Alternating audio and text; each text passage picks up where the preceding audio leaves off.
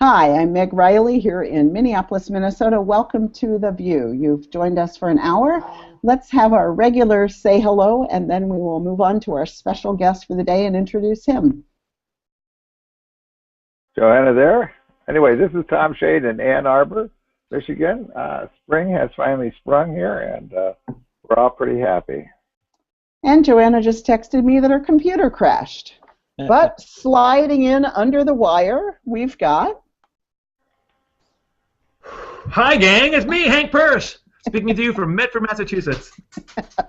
How deep is the snow there now? Man, it's going down. It's amazing. I can see the lawn furniture out there. Woohoo! Not the lawn, just the lawn furniture. I mean, my friend said her horses can't even move out there. Like, it's up to their shoulders. Yeah. Go figure. When a horse can't walk around, it's bad. I hate it when my horse can't get around. It's just I can barely see my stores of diamonds and gold bars in the backyard. It's just horrendous. Well, how do you get to work if your horse can't walk, Hank? Does Milton still have stables? Right, exactly. The carriage Weston has stables, don't they? Sudbury does, and Milton too. Yeah, Milton too. Today we're joined by Reverend Don Southworth, the President, Executive Director, what is it? Executive Director. Executive Director of the UU Ministers Association, coming to catch us up on the many, many things going on in that world. It looks like Joanna is going to leave and come back, and I'll just start by saying that last week, Aisha Hauser and I and our guest Keith Cron could never get into Google Hangouts. Google Hangouts are free, and you kind of get what you pay for sometimes. So I apologize for that. Keith Cron will be back on April 9th, and of course the search season will be kind of winding down by then. Hank, right? You'll be doing the hot stove report. That's true. What will be happening by then is that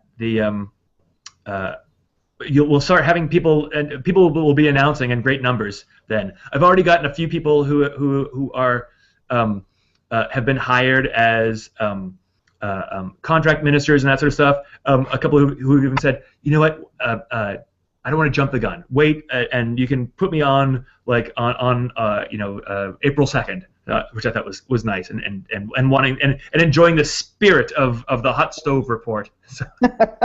It is funny, that whole timeline thing, when some churches are hiring to call and not using it, and some aren't. And I know it can get a little tense sometimes if churches are simultaneously interested in the same minister, and the minister has one offer in already and another one not, and it's getting complicated. So we'll have plenty to talk to Keith about in a couple of weeks. Sorry that we couldn't get him here when it might have helped people on search committees who were in discernment. But hey, Joanna, you there?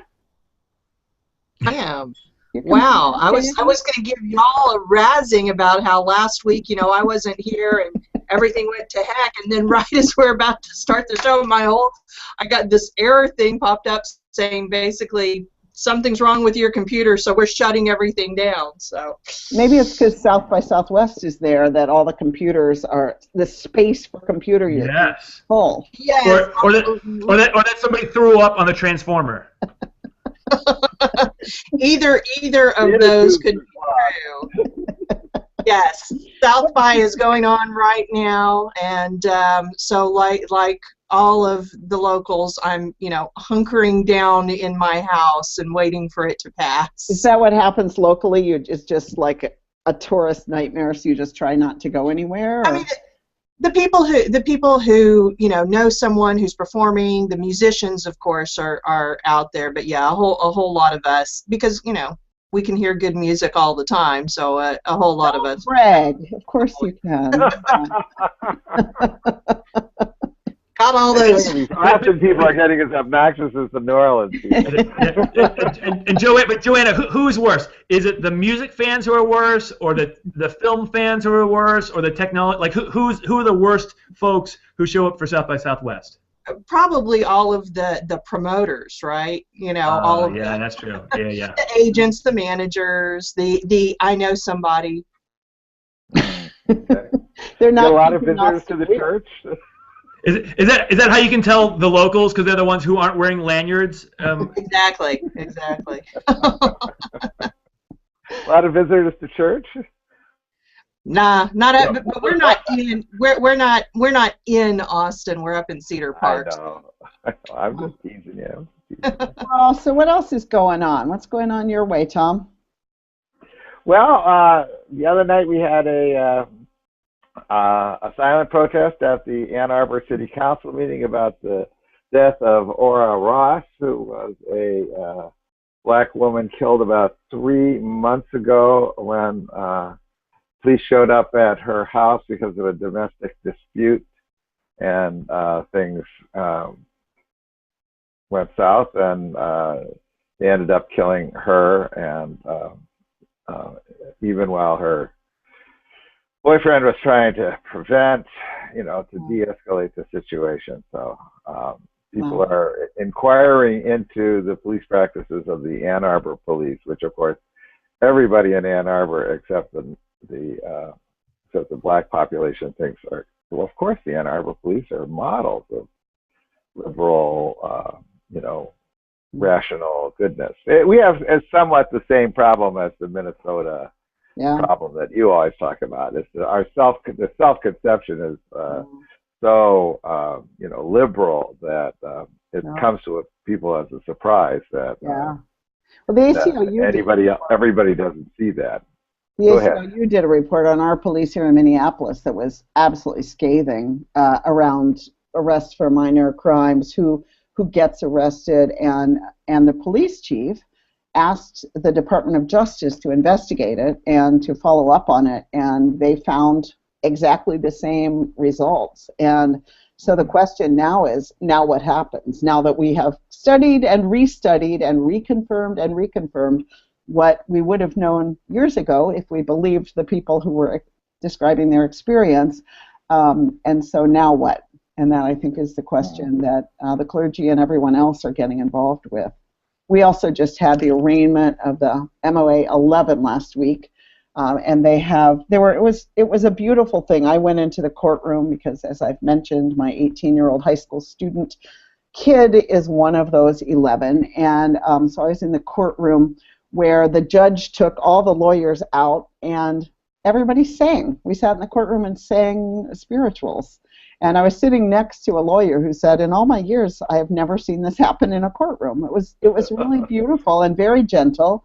And then we went outside to have a press conference, and there were hundreds of people, including many UU clergy there, again, singing, standing in silent prayer while the names of all of the people who have been killed here and lately in other places were named, calling out names of, Tamir Rice, and it was just beautiful. It was a very spiritual experience, and of course, I'm proud that Lena Gardner, who is a CLF staff person, is one of the lead organizers and speakers at these events, and just back from Selma. She's just fired up, and a lot of the people were just back from Selma. In fact, one of the 11 wasn't at the arraignment because she was stuck in Dallas trying to get back from Birmingham. She got there in time for the press conference. She took a cab right from the airport. But so there was a real direct lineage of love, and it was really beautiful and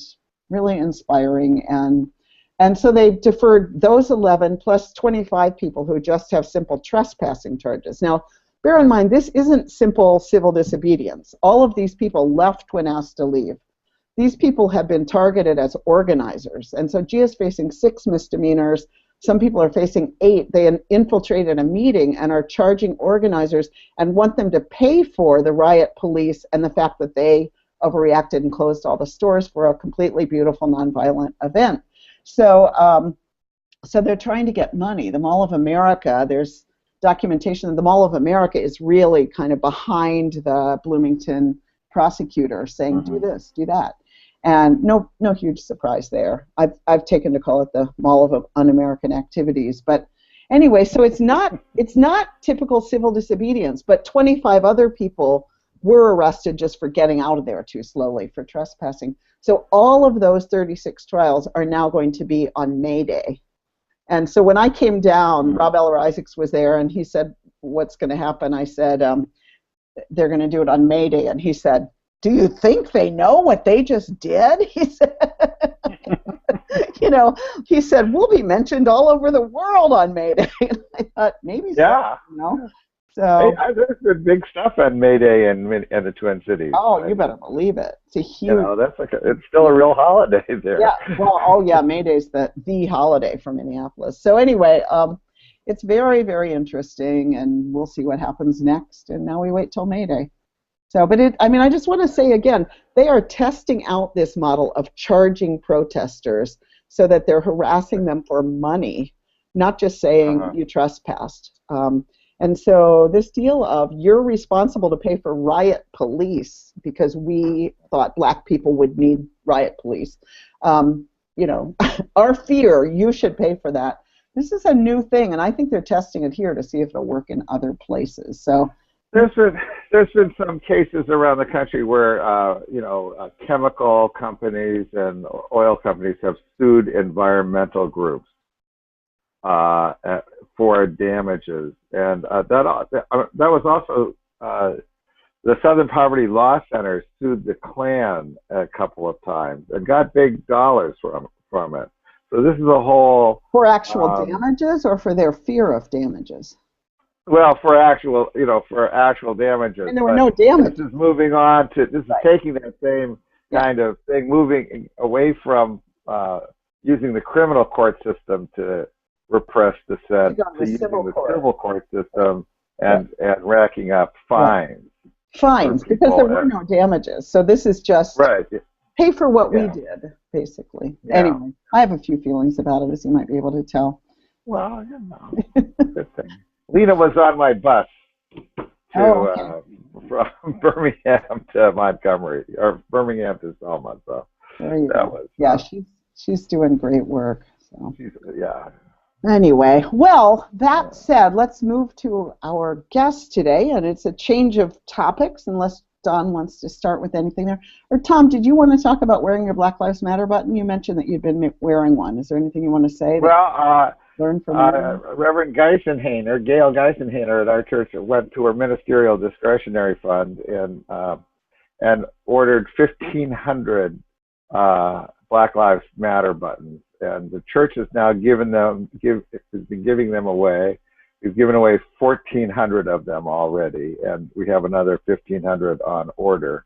And people, you know, Gail has challenged us to all wear it all the time, and we're having I'm leading a discussion and after Easter about people responding to just what that felt like to wear it all the time. Where did they want to take it up? I know when I was driving through Kentucky and stopping at gas stations in rural places, I wanted to keep it zipped up. But, you know, it's partly to help us understand that, you know, what it feels like not to be able to drop out of the struggle, right? What that experience is like. And the other is just to spread the word. So a lot of people just took handfuls of them. I gave away a bunch in Selma, and other people, I gave away one to the woman who gave me the free ice cream cone in honor of the Dairy Queen reopening. She said, I like your button. I said, here, have one, you know. So that's what's been going on with these things here, you know. The church is very strong sense of being fired up about this. Gail has probably preached about racism every week since Thanksgiving in some way or another, bringing it out there.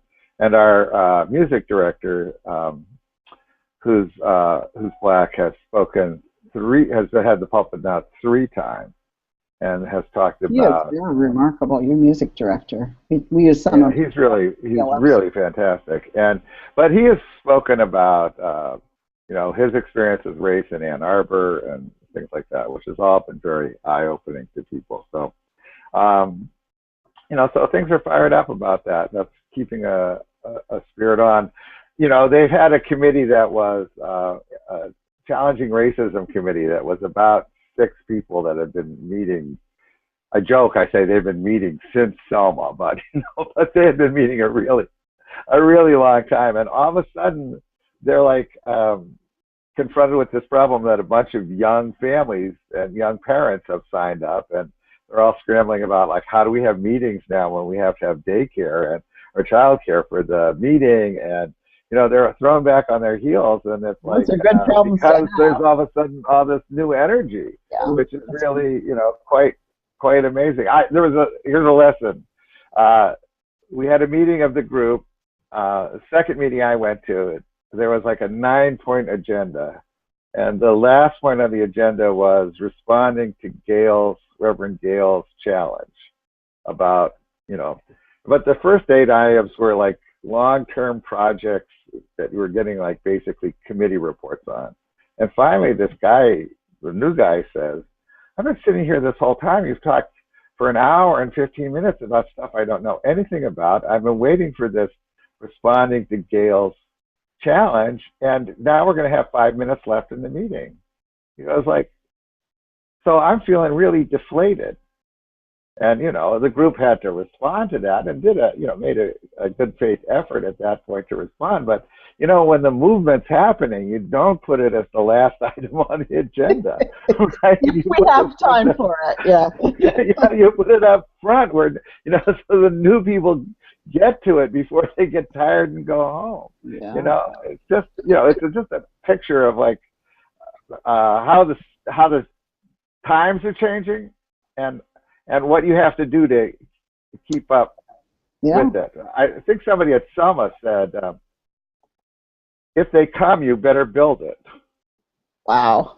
Yeah. If they come, you better build it. That's one of Mark Morrison Reed's things, yeah. Is that, yeah. Put the revolution at the top of the agenda. Yeah. Right, Hey, well, let's move on to our guest. Speaking of wading through things, Don, it's really great to have you here, and I know that you are kind of got all the burners on high over there at the UUMA. Looks like a lot of stuff going on. Tell me something that you're really excited about right now. Well, thank you for inviting me. It's good to be back. It's always fun to be in this group, so thanks for having me back. There's lots of stuff I'm excited. I think one thing that we just ramped up at the beginning of the year that's kind of fun. Meg's part of it is entrepreneurial ministry. We've been working and talking about different aspects of this for a while, and we just started our second, what we call Beyond the Call program, which is a 2-year program of in-depth study on a particular skill of ministry. The first one was on preaching and worship arts, and we just started one on entrepreneurial ministry. Had our first retreat out in California in late January, and it's exciting.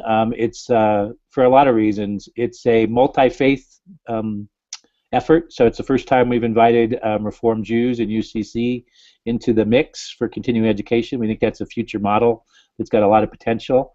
We also have more than just ministers, so we've got a music director in the program, we've got a seminarian in the program, and so the 2-year program's a partnership with business schools around the country, and the first one was with Stanford, and what we're working on now is how to share some of the program more widely. So we're having our first entrepreneurial ministry webinar on April 16th, which will be an overview of the first retreat, which was on design thinking and spiritual innovation. And then what we're going to offer is to folks kind of every time we do a retreat, we've got 4 of them over the next 2 years, we're going to offer kind of a mini 3-part course based on the retreat. So we'll have I didn't realize that. That's great. Yeah, we just put this together because we really know that we've got 26 people in the program, but we know that there's a lot more people who are interested in skills of entrepreneurial ministry. So and we're also I'll just say we've also gotten requests from lay people as well. So it's exciting. Define for us what you mean by entrepreneurial ministry. That's, Everybody always asks that. So there's a lot of syllables in that. Right? That's right. There is. Well, so ministry. It's like a new buzzword. It used to be empowerment. Now it's entrepreneurial ministry. And there's some people synergy. It's all about the synergy. Synergy, right? We want to empower you synergistically, and so I think we got a little bit of pushback on entrepreneurship, but not much. Entrepreneurship's about basically innovation, starting something new. I mean, that if you look at the definition, it's starting something new, whether it's an organization, a project, whatever it is. And so what we define in this program is what we have is what I call entrepreneurial is usually something brand new, which is oftentimes outside the current structures or organizations. And then in this program, we talk about intrapreneurial, which is basically innovation within an existing institution or organization. So the people who are in the program, some people have brand new things like starting something around arts and spirituality in a community setting that won't have any connection with an existing institution. And then we have what I would call entrepreneurial opportunities, which is like, for example, there's already a congregation that's looking at multi-site. How do we create something connected with the institution? So basically, I like the word. Tell us the word you made up, because that's fun too. Well, my word that I made up many years ago is culturepreneurship, which is a combination of for me, the innovative aspect of the call to serve the world in a larger way. Oh, I thought you said cult. I thought it was some sort of cult that you were talking about. So it's called. Okay, good. Sorry, thanks. Let me just cross out what I'd written here. Okay. We're building cults, Hank. But no, this is culturepreneurship. So it's about spiritual innovation. I like that term too, and it's having people be able to kind of get tools to be able to have the skills to do things like raise money, build networks of support and power. How to build strategic thinking models. So I mean that's a piece of it, but I think a big part of it is how do we change the way people think? How do we change the lenses that people are looking at, which to me is the bigger challenge. The reason we started at the first retreat with somebody from Stanford who's also not only been an entrepreneur, done great things at Apple, co-founded a pretty big company, but also very much grounded in his spiritual religious tradition. Design thinking is kind of how do you look at the world a little differently, and I think once people start doing that, then we open up lots of avenues. And so oftentimes we don't get that training early on in our ministerial career, but even in lay leadership, we're so focused on here's how we operate in a religious congregation. How much do you think that's a personality trait, and how much do you like, both for individuals and for organizations, and how much do you think that it's totally malleable? Because I'm really curious about this. There's a lot of research I've read over the years that some folks say you're kind of born with this, and others say no, you can teach it. And so I think it's a little bit of both myself. I think people are drawn, whether it's nature or nurture, who knows, but I think there's some people who are drawn to creativity and innovation and risk maybe more likely than others. But I also think that it is possible, especially when you're with other folks, to be able to kind of learn how to do this in different ways. One of the things, Meg's a student in the course, but one of the things around the design thinking that's intriguing to me is there's it's almost like there's discipline and creativity. And I've always been a very creative entrepreneurial guy, but to have the structures of discipline is something that I'm both intrigued with, and for me at least, I think it's really great, and I think that's something that we miss a lot of times. And so I think the discipline's what you need for sustainability, which is certainly Absolutely. what's motivating me to be there. Is Right. Yeah, we got plenty of creative new stuff. Now let's look at sustainability here at the CLF. Yeah. But that's true for a lot of us. I mean, especially the ministers, a lot of ideas, but how do you put the foundations under the ideas? Are there The thing always strikes me is how. Go ahead, Joanne.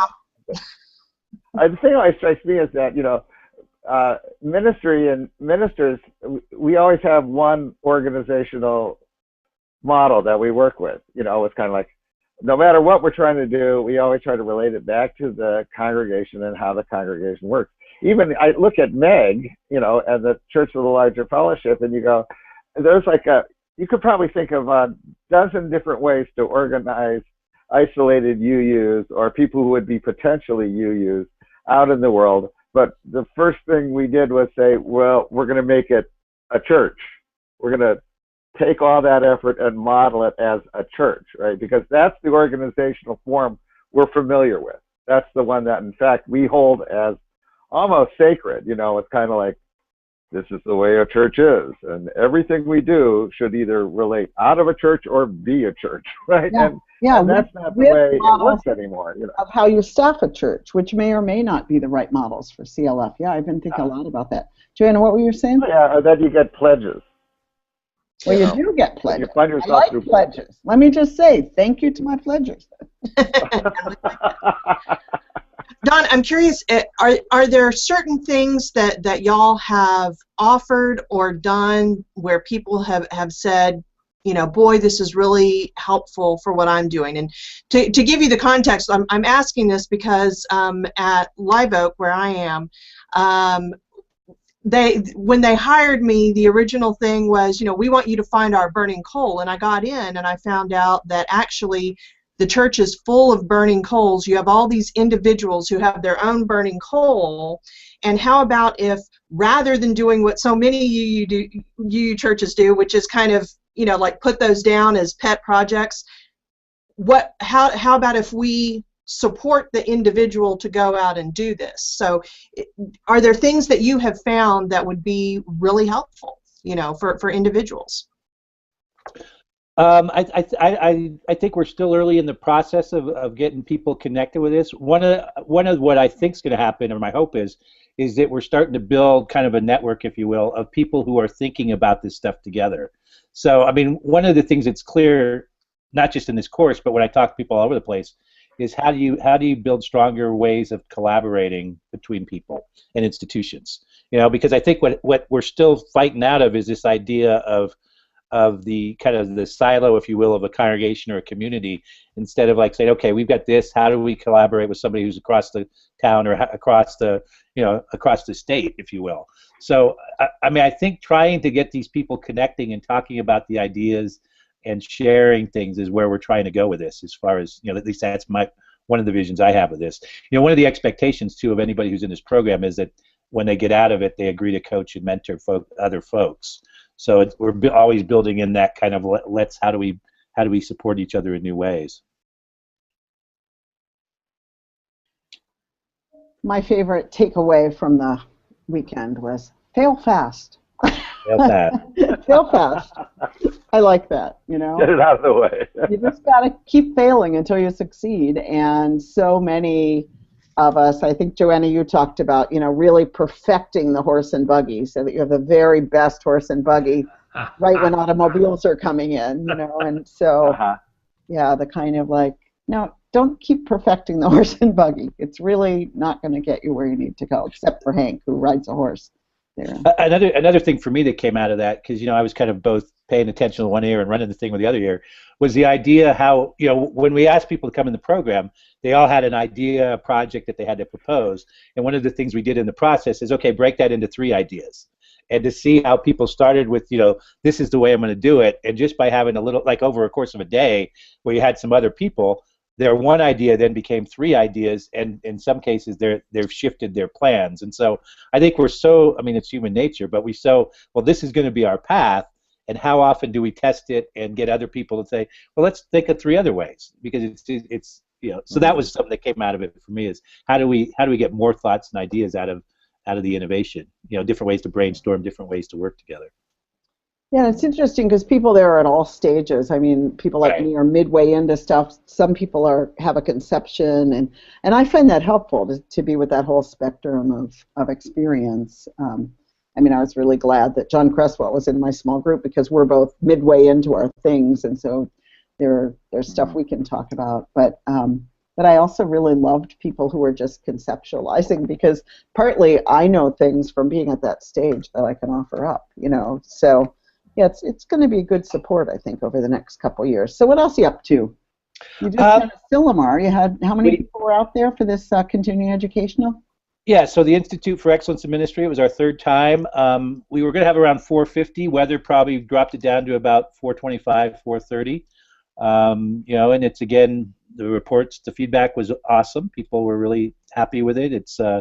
It seems to be becoming a tradition that folks are able to do. We're able this year to also offer it remotely to some folks. So one of our big courses with Michael Piazza, we did as a streaming kind of option, so people could sit in for 12 hours at home and pay, and get most of the experience of it, and then do small groups on video chats and things. So it was a very successful event. I mean, one of the things that we're thinking about, the UUMA is thinking like everybody else, how do we sustain ourselves? We just did our board meeting in Alabama last week, and we're working on our budget and things. And so one of the ways is how do we get more people engaged who aren't just in the Unitarian Universalist world. So we had 3 or 4 speakers. We always have people from outside our tradition there, and so one of my fun things was having dinner with 3 or 4 of the folks, and said, okay, what can we do for liberal, progressive liberal religion, and how can we be working together more closely? So that's something that we're kicking around, is might maybe offer some of our stuff to people outside the UUMA,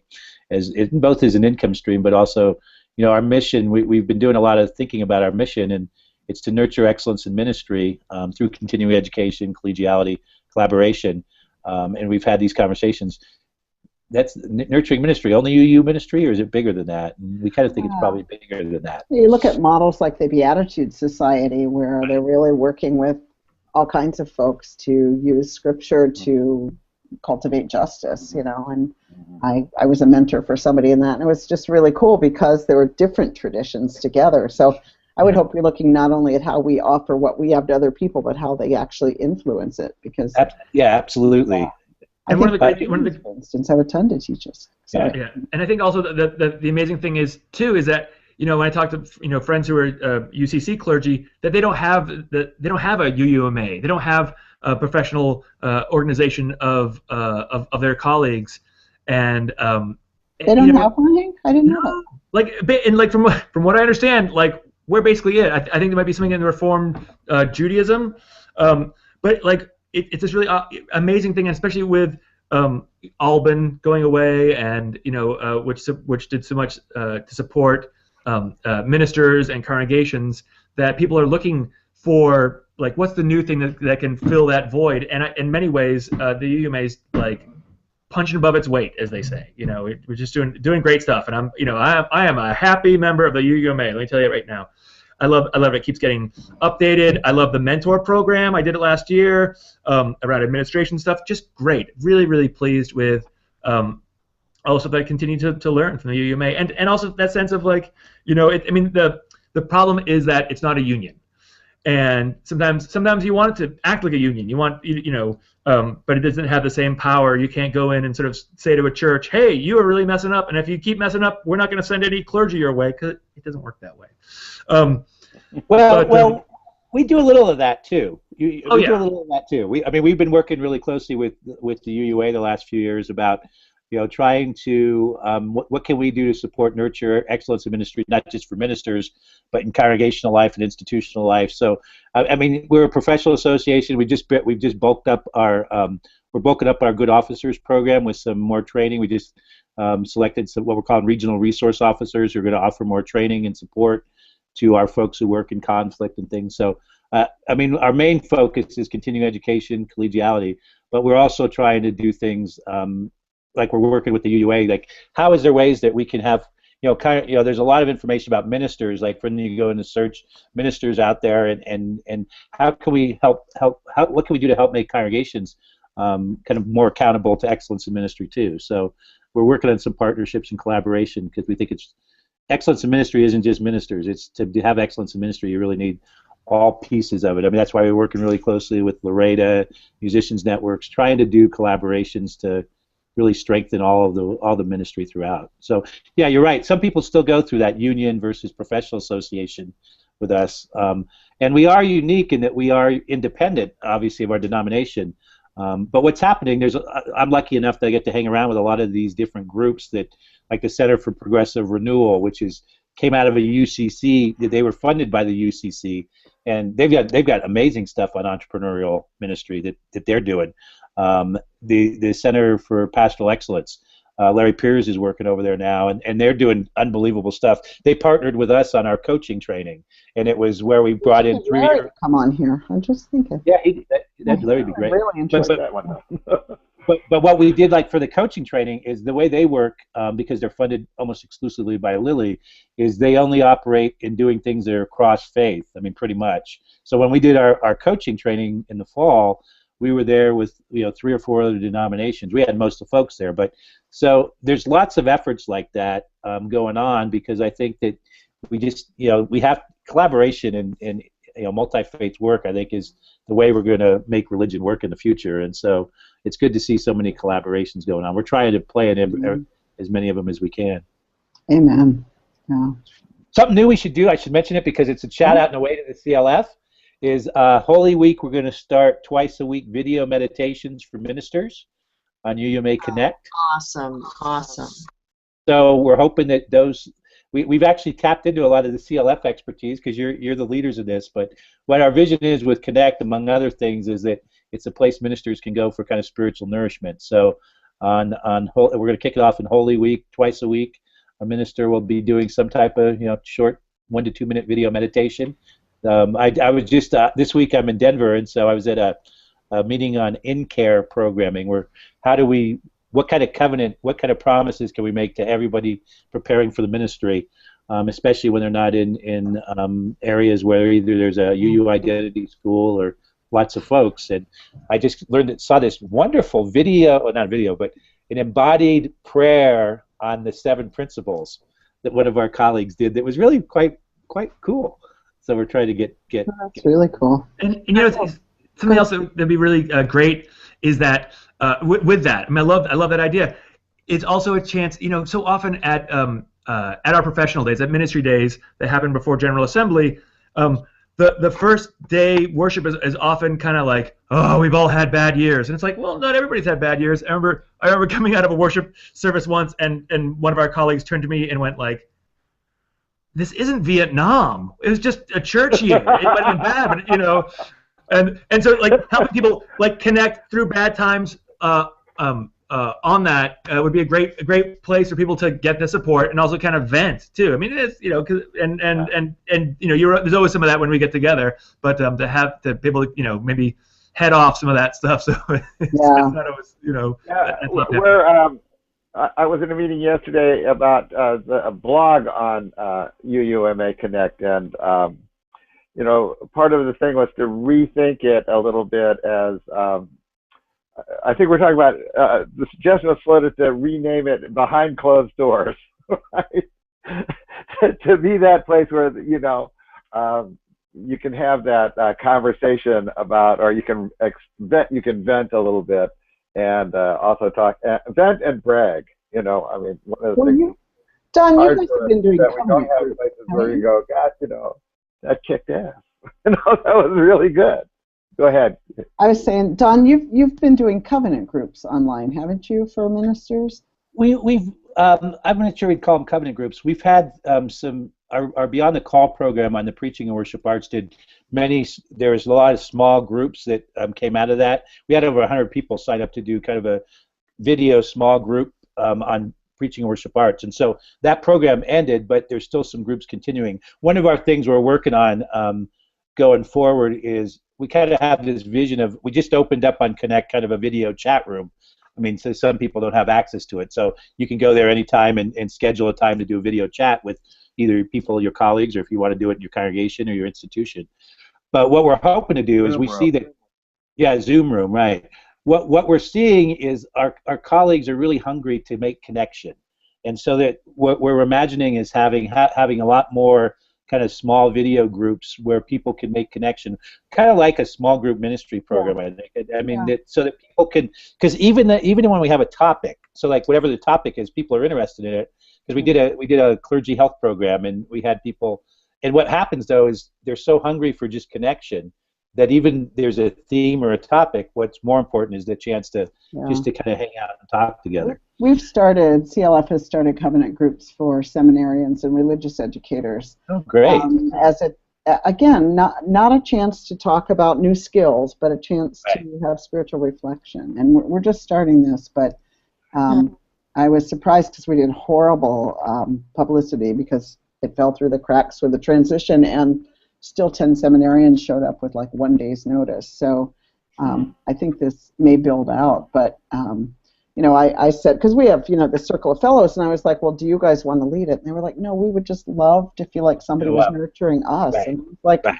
what a blast. I'd love to do that. So. Well, I'm so glad to hear that this conversation and that there are things happening around this. I was at the Southwest UU Ministers Retreat last week, right. and something, you know, that I'm talking about with other people is how to be a good colleague. We have our UUMA guidelines, and they're great, but the majority of them are talking about how to not be a bad colleague, you know, which is very important, very important.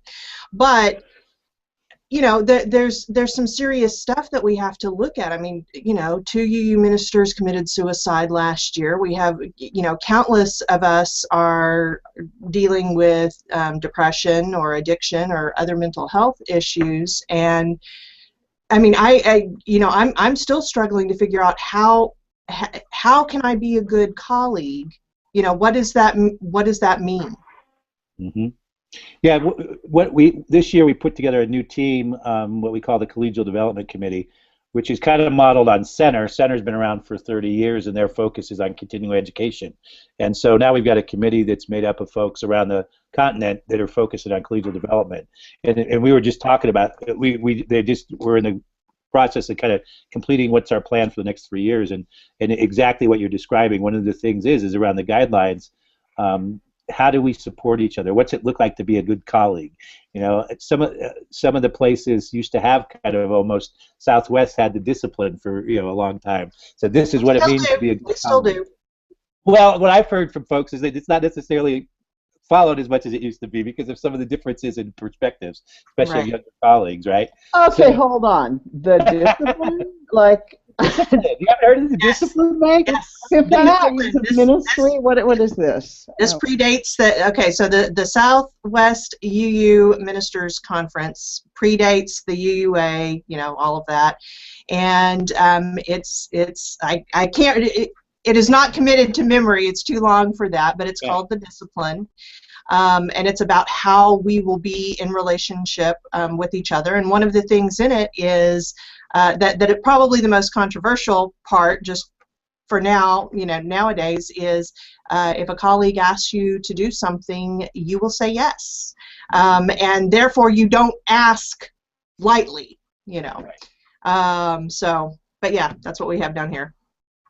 The other thing I liked about the discipline was modeled that and demanded of their colleagues, and we don't call it the discipline, but we call it like stay in right relationship with noblesse oblige. Well, what's happening is there was kind of, you know, I'll call it an old boys network because it really was an old boys network. But there was, when we look around the chapter's life that we have, there's different. You look at the history of some places, and there's some places where there is just this commitment to collegiality that lives in some regions that doesn't live in others. And what's happened is, you know, as people come into the ministry, I mean, and it was pretty much, to be fair, it was an old parish boys network.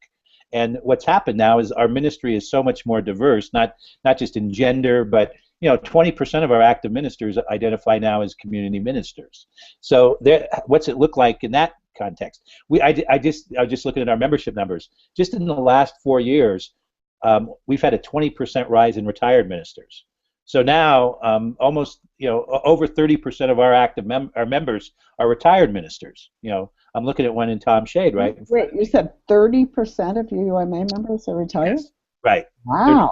30% of them are now retired. Wow. And at least they're identified as retired. But now a lot of them now, another thing we're starting to see is people retire and then they go back to still doing some type of active ministry. So, you know, how do we serve all these different people? How do we, you know, we're not a congregation, but how do we use the gifts of our members?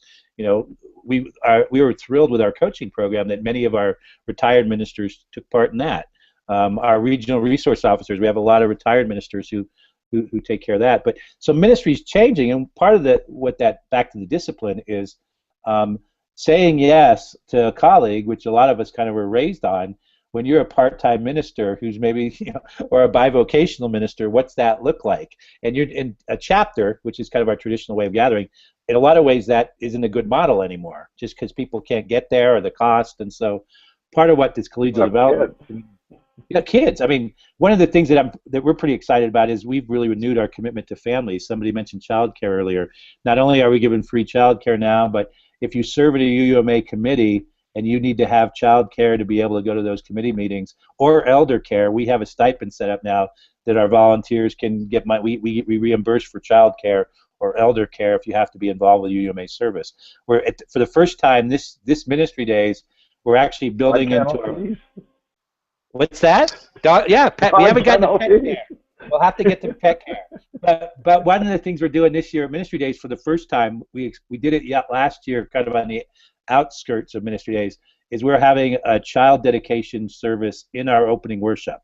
So we're bringing that. Well, that came out of the Facebook parents group. That's great. Yeah. I love that. So it's going to be something there. We're starting to have a conversation what we can do to better support not parents, but spouses and partners. You know, we've had the UUMA's done very little around that, and so we're starting to talk about it. You know, I'd be remiss if I didn't mention what really our most important thing for our sustainability is our endowment campaign, which is in the first year, the Sustaining the Call campaign. But one of the things we're imagining is what can we do to better support families and structures, because you know it's for healthy ministers, it's a heck of a lot more than just filling our ministers' minds with, you know, education and spiritual development, all that stuff. How do we give support systems to help our ministers thrive? And there's a lot. Obviously, there's too many things to do that we're trying to get to all of them. But it's exciting to see what's happening and what we're trying to do. Some year at Ministry Days, we should ritually honor spouses and partners.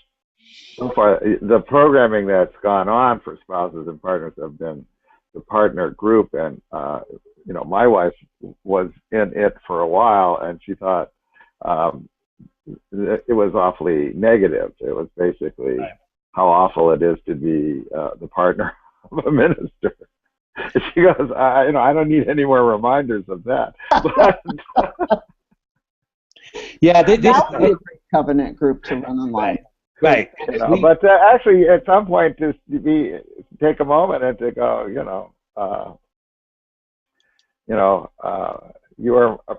you sustain our ministry, and you absolutely. Well, I mean, it's in all elements of ministry. We've got to do a better job of it. This year, we cut the cost at Ministry Days for partners in half. We're probably going to try and eliminate that next year.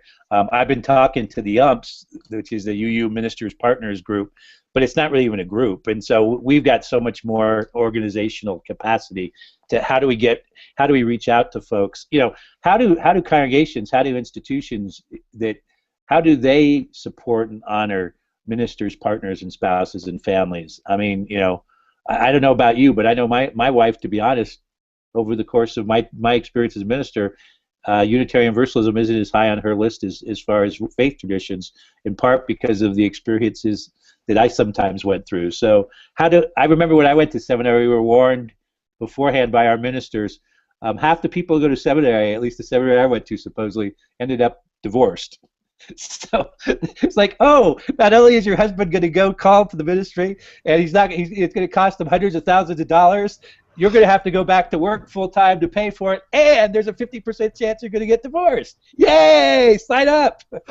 Yeah, no, and I think it's also, I think many of the models that were out there for partners and spouses were from sort of that the minister was male, the partner was female, and then when things started to change, that people went, well, instead of thinking of how to do it differently, they just went, well, we'll just be hands off, and we'll just try to treat everyone equally. And my wife still talks about Carol Adams, who's the widow of the Reverend Gene Adams in Medford. She walked in one day and saw Rebecca washing a cup at the church. And she said, "Put that down. Don't ever let them see you do regular work. Nope, don't ever." No. And Rebecca's like, that was one of the most important things I ever heard. And so that's great. That's really great. Step away from the cup. I had the experience yesterday. We had a meeting, a cluster meeting at the church, which I'm now allowed to call my church because I'm not the minister at it, and I'm washing up all the cups afterwards, and somebody said, "Well, thanks for doing, thanks for washing these," and I said, "Well, I now do these things because when I was in active ministry, I would never wash a cup. I would never do anything because you weren't supposed. You wanted to keep yourself, so that they didn't think you were actually productive at anything, and therefore would ask you to do anything. So, but now I'll wash cups. I'll rearrange chairs. I'll do all the things I didn't do at Worcester. So, So Don, have you learned how to work the coffee maker? yeah, Don, what do you I'm a think regular is person changing now, with the new seminarians? What do you see? Because you visit all the seminaries, you see all the new seminarians. What do you see as trends, whether they're the UU or the non-UU seminarians? It seems to me, talking to seminarians, a lot of them, for instance, don't expect to make a living at ministry. Am I talking to a representative sample? What are you seeing as you talk to seminarians? Yeah, one of the things that we did just in the last week, I've started plowing through. We did a survey to all of our members, candidates, seminarians, and it was in partnership with the Panel on Theological Education, and it's asking people, why they've chosen to go to seminary, what's the most important? Is it cost? Is it location? It's school? To really try and get a really good sense, and it was amazing. We had almost 900 people respond to this survey, so it's a 50%, which was just incredible. So I was just looking through this data last week, and eventually we'll be sharing all this. The panel's working on it. I think you're right. I think some people are. I think we've told the story of religion's dying so well that I think a lot of people don't necessarily think they're going to make a living full time in that. Comparing the seminarians with the people who are in preliminary fellowship or beyond. Huge difference in what people are interested in. A lot more community ministry, obviously. Social justice is much more important than it was in their formation now. I think that parish ministry is not as big as it was for most people when they went in. Obviously, people change. So ministry is the whole different. I think it looks differently for folks. I think another piece of it is, again, depending on what people's experience. They may not have been as grounded in religious community or church congregation life as they have been in the past. So I think some people are going to seminary kind of like ministry is part of it, but seminary, is not necessarily just to get an MDiv program. I was just with this group, like I said, this week about In Care, where they're working with aspirants to candidates, people around the country doing things like that, and they're saying that a lot of folks, a congregational connection. Maybe something that's really important in the formation process, because some folks coming into seminary, that's not necessarily there, and so it's very different. We asked a question about whether people were, what their experience was before seminary, and you can see just all kinds of different experiences about that. So I think that people are coming in with some open eyes. I'm concerned that they're not coming in with open eyes around finances. And I think it's a commitment to learn and know what the hell the cost is. It seems to be even growing. I mean, I used to do, when I was in seminary 15 years ago, I was counseling students on money and financial management, and it seems like there's more of that now. So I think it is much different, especially around looking at ministry beyond the congregations. Are seminarians younger now than they were 15 years ago in general, or about Not that much. Because I was with David Petit at the UUA office, and I think the average age is still late 30s, early 40s. Although, but I think anecdotally, it seems like maybe some seminaries are drawing more younger folks than others. I mean, there's like now 58 seminaries have UUs in them around the continent. And obviously, when you break it out, there's a heavy preponderance at the top. Harvard, Andover, Newton, Meadville, Lombard, Starr King, but 58 seminaries have UUs connected with them right now. Those ministers, those students and seminarians who are not looking at parish life and say they're looking at community ministry. Well, community ministry is a catch-all term in some ways. What is it that they are really feeling called to do, independent of whatever job title they are going to end up as? What is it that they want to do? What are they called to? What's your sense of that? I should say I don't know. That's a big question that I don't feel like I have enough data to say that. I mean, this is kind of a generic answer, but I think they want to change the world. I mean that's a really big answer. But I think there's a sense from the people I talk to when I look at it that they see a world that, especially if they're under 35 or whatever that age group is, to change the world. And I think that's why social justice is so high on their climate. The global warming is so important to them. And I think I think what it seems to me is that Unitarian Universalism is compelling to folks about a religious tradition that they can find themselves in, whether they come out of Buddhist perspective, if they come out of maybe Christian, if they come out of a not very non-theistic perspective. I think when they're coming into seminary, they see Unitarian Universalism to be a place where they can be affiliated with to change the world. And I think what happens sometimes in the formation process is they learn more about Unitarian Universalism, maybe for the good and not so good, or the ideal versus what the realities are. And so, but I don't know. I mean, I think this survey's got a lot of stuff that there's like 900 responses to 60 questions, but I hope it's helpful for us in looking at some of that. Do you have any data about demographics, race and gender? They're in this. I can't. There's stuff like that in the survey that kind of goes. You just haven't dug into that yet. Yeah, I'll be really curious to see. Happily, it does seem like more diverse genders and races of folks are in seminary these days. And I think that's true. It's absolutely. I think that is true. And where they're finding their place in Unitarian Universalist ministry, I think, is, one of the things that we have a committee on anti-racism, multiculturalism. They've been doing a few good things. We started this kind of ministry after Ferguson, where we've been meeting with our members of different, with our African American members, or their members of color, and trying to reach out in different ways. I know that. I guess it's this weekend. I think it might have been. I think it's this weekend, or maybe it's next weekend. The Finding Our next week. Yeah, it's coming up. April Hauser will be there. It's in Denver. Yeah, it's in Denver too. It's in Denver next week, so she won't be here. And I know that group keeps growing, and that's the conference every year for religious professionals of color. I know we have several folks that are in leadership that'll be going there. So one last question, because we're hitting the end. I just got a text from a seminarian I know, somebody just out of seminary. Any chance you can ask Don whether the UUMA has a role in reducing the financial burden of becoming a minister? Just thought I'd ask. Well, I think our role is to work with our partners. There's an economic summit on ministry coming up in June, which I'm part of, and I've been part of different. I'm always part of meetings when we look at this.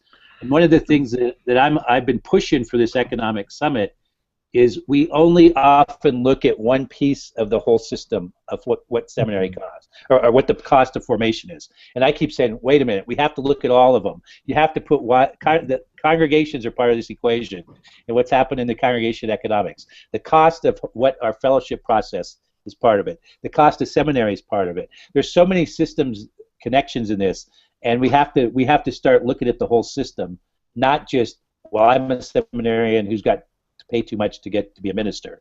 Mm-hmm. Part of that is a whole lot of stuff that goes into that we usually don't look at as a system. We look at one piece of it. Like, how do we get more money to seminaries? Good question, but unless you address the bigger question of denominational budgets shrinking, of congregational budgets shrinking, we have to look at the whole system of what we expect of seminary. MFC's changing their competencies, which is great, at least streamlining them, but the system and the process is still a very expensive process. And how do we look at all that stuff? And so part of what our role is to start looking at that and helping with that, and pushing that. We unfortunately don't yet have the resources to give money to folks to help pay for seminary. But so that's one of the roles we have, is to remind people it's a lot more than just one piece of the equation. To which the seminarian who texted me originally just texted, "Amen, Don." So I think you're reading the concerns. It's been great to have this conversation, and obviously it could go on, but we've wasted another perfectly good hour with the VUU. Any parting words from anybody? Thanks for joining us, and shout out to the loyal viewer and my BFF, Katie Cartman, who's having a pretty rough week. We are all thinking of you, babe. Yes, we are. Hank, what do you got? Anything? Nothing. Good luck to everybody doing your candidating weeks, and good luck to search committees discerning, whatever that word is. Good luck with all that stuff. Give us jobs. Give us jobs. Give us jobs. Sleep in the summer. Yeah, and on a somber note, I just want to mention the folks in Southold, New York, whose congregation. Oh yeah, totally. Beautiful, beautiful place. We're thinking of you and hoping that there is healing around that. I just want to add two things. Thank you to all of you for inviting me, and I want to mention our colleague Jeff Gambley, who's the minister who serves Southold, and what a tough week it's been, and our thoughts and prayers are with him and that congregation. Amen. See you next time. Amen. Bye, folks. Thanks, everybody.